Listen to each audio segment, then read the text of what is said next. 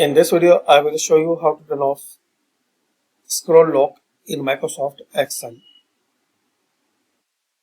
So, right click on this bottom bar in Microsoft Excel,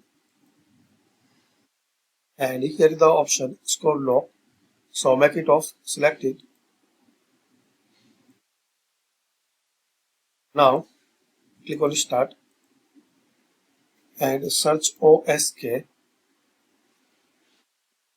on screen keyboard. Open it. Now, click one time here, scroll lock. Now, again, right click on this bottom bar.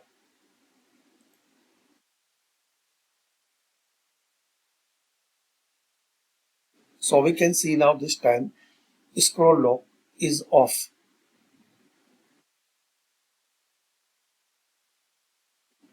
So, this is the way, guys, you can turn off and disable scroll lock in Microsoft Excel.